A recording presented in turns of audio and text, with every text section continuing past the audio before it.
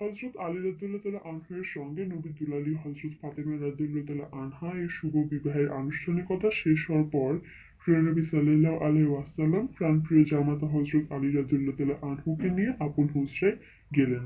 হযরত আলী রাদিয়াল্লাহু তাআলা আনহু ও ফাতেমা রাদিয়াল্লাহু তাআলা আনহাকে একত্রে নিজের কাছে বসালেন এবং প্রয়োজনীয় কথাবার্তা বলে এবং উপদেশ দিয়ে জামাতাকে উত্তমভাবে মেহমানদারি করালেন।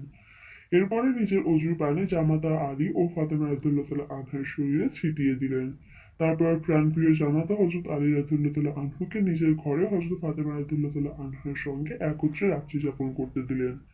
আল্লামা সুলাইমান নদভী রাদিয়াল্লাহু তাআলা আনহু সাহাবা চরিত্রে বর্ণনা করেন যে বিবাহের পূর্বে হযরত আলী রাদিয়াল্লাহু তাআলা আনহু প্রিয় নবী সাল্লাল্লাহু আলাইহি সাল্লামের সঙ্গে অবস্থান করতেন এবং বিবাহের পরে হযরত আলী রাদিয়াল্লাহু তাআলা আনহু প্রিয় নবী সাল্লাল্লাহু আলাইহি সাল্লামের ঘরে অবস্থান করেছেন। কোনো কোনো বর্ণনা হতে জানা যায় বিবাহের পরে হযরত আলী রাদিয়াল্লাহু তাআলা আনহু প্রায় 10-11 মাস প্রিয় নবী সাল্লাল্লাহু আলাইহি সাল্লামের সঙ্গে অতিবাহিত করেছেন। হযরত ফাতেমা রাদিয়াল্লাহু তাআলা আনহা পিত্রালয়ে থাকাকালীন সাধ্যানুযায়ী স্বামীর খেদমতে নিজেকে নিয়োজিত রেখেছিলেন। মেয়ে ও জামাতার মধ্যে যেন মধুর সম্পর্ক সৃষ্টি হয় সেদিকে প্রিয় নবী সাল্লাল্লাহু আলাইহি সাল্লাম বিশেষভাবে খেয়াল রাখতেন।